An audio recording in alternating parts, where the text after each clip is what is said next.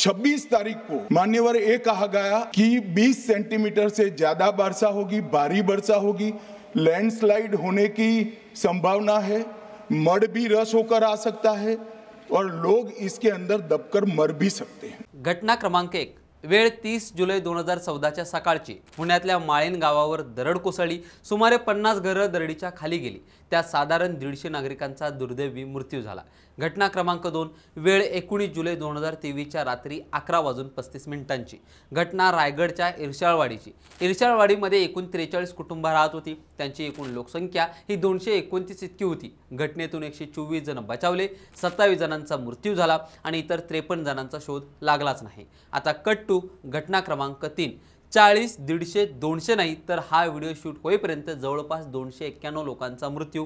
घटना आहे केरळच्या वायनाड जिल्ह्यातील चालियार नदीच्या काठावर वसलेल्या चुरमला, अट्टमला, नुलपुझा आणि मुंडकाई या उद्ध्वस्त झालेल्या 4 गावांमधील। मंगळवार दिनांक 30 जुलैच्या सकाळी 1 ते 5 वाजेच्या दरम्यानची गोष्ट। यावेळी नेमकं काय घडलं होतं, तेव्हापासून ते आतापर्यंतचा घटनाक्रम कसा होता हेच आपण या व्हिडिओच्या माध्यमातून पाहणार आहोत। नमस्कार, मी सूरज पाटील आणि लगाव बत्तीमध्ये तुमचं स्वागत।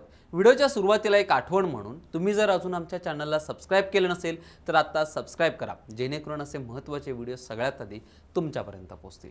केरळ राज्य वायनाड जिल्हा आणि 4 गावांजवळ झालेलं भूस्खलन, या 4 पैकी सगळ्यात जास्त धक्का बसला तो मुंडकाई गावाला। असो, शुक्रवारपर्यंत अपडेट काय तर आतापर्यंत भूस्खलनात सापडलेल्या 3 ते 4 हजार नागरिकांना सुखरूप वाचवण्यात बचाव पथकांना यश आले। 291 जणांचा मृत्यू, त्यामध्ये काही स्थानिक, काही पर्यटक तर काही चहाच्या बागांमध्ये काम करायला आलेल्या कर्मचाऱ्यांचाही समावेश आहे। सगळ्यात जास्त नुकसान मुंडकाई या गावाचं झालंय। मात्र त्या गावातील बचाव कार्याला जाण्यासाठी अनेक अडचणी ह्या पथकांना येत आहेत। 2 गावांच्या मध्ये असलेला पूल वाहून गेल्याने एनडीआरएफ, स्थानिक बचाव यंत्रणा आणि भारतीय लष्करालाही बचाव कार्यात अनेक अडचणींचा सामना करावा लागतोय। यावर उपाय म्हणून भारतीय लष्करातील सदर्न कमांडच्या इंजिनियर कॉर्प्सच्या सैनिकांनी भर पावसात एक लोखंडी पूल उभा करायचा निर्णय घेतला आणि त्याच्या मदतीने पुढील बचाव कार्य केले जाणार आहे। आता वायनाड बद्दल भौगोलिक माहिती काय असेल तर वायनाड पठारी क्षेत्र हे केरळच्या ईशान्येला आहे।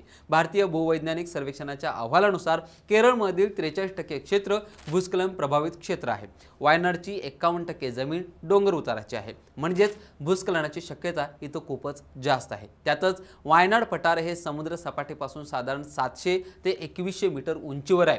परिणामी इथे पावसाचं प्रमाण जास्त असतं। त्यातच मंथनवाडी नदीचा उगम याच पर्वतरांगेतून होतो। परिणामी जमीन भूस्खलनाची जास्त शक्यता या भागात असते। मुळात या भागात पहिल्यांदाच ही घटना घडली आहे असंही नाही, तर 2019 मध्येही अशीच एक घटना चुरमला मुंडकाई परिसरात घडली होती, ज्यामध्ये 17 लोकांचा मृत्यू तर 5 जणांचा अजूनही पत्ता लागला नाही। त्यावेळी 52 घरं उद्ध्वस्त झाली होती।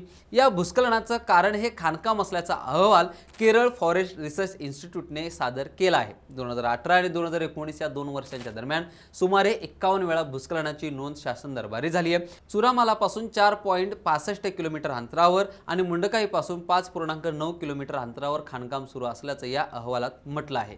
घटना घडली, अनेकांचे प्राण गेले, अनेकांचा संसार उद्ध्वस्त झाला तर अनेकांचं भविष्य अंधारात गेलं। पण घटनेवरून केंद्र सरकार विरुद्ध राज्य सरकार असा वाद सुरू झालाय।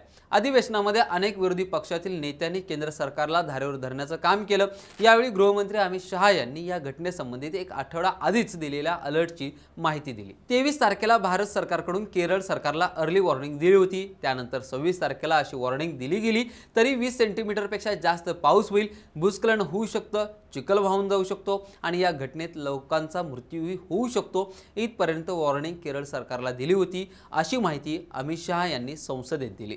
अमित शहा यांनी राज्यसभेत दिलेल्या या माहितीला केरळचे मुख्यमंत्री पिनाराई विजयन यांनी उत्तर दिले। केंद्र सरकारचा हवामान इशारा होता की वायनाडमध्ये 115 ते 204 मिलीमीटर पाऊस पडेल, मात्र वायनाडमध्ये 572 मिलीमीटर पाऊस झाला।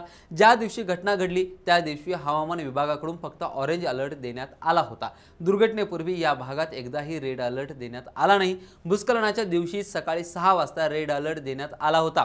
भारतीय भूवैज्ञानिक सर्वेक्षण विभागाने 30 आणि 31 जुलैला ग्रीन अलर्ट दिला होता। दोघांच्याही बोलण्यातलं शेवटचं वाक्य होतं की आम्हाला राजकारण करायचं नाही, पण आमच्या कार्यपद्धतीवरती प्रश्न उपस्थित केले जाऊ नयेत म्हणून आम्हाला हे बोलावं लागतंय। केंद्र आणि राज्य सरकारमध्ये जरी अनेक वादविवाद होत असले तरी दोन्ही सरकारमधला संवाद किंवा हवामान विभाग आणि राज्य सरकार यांच्यातला संवाद कमी होता हे नक्की आहे। स्थानिक प्रशासनाच्या माहितीनुसार भूस्खलनाची मुख्य घटना ही या 4 गावांपासून लांब 6 किलोमीटरच्या अंतरावर घडलेली आहे। मात्र अचानक वाढलेल्या पावसाच्या तीव्रतेमुळे चिखल वाहण्याचा वेग वाढला आणि या गावांना त्याचा फटका बसला। 30 जुलैच्या सकाळी घटना घडली। पंतप्रधान नरेंद्र मोदी यांनी ट्विट करत केरळ सरकारला वाटेल ती मदत करण्याचं आश्वासन दिलं। तर 1 ऑगस्टला लोकसभेचे विरोधी पक्षनेते राहुल गांधी आणि प्रियंका गांधी यांनी घटनास्थळी भेट दिली। अनेक नागरिकांचं सांत्वन केलं आणि बचाव कार्य शर्तीने सुरू ठेवण्याचं आवाहन केंद्र आणि राज्य सरकारला केलं।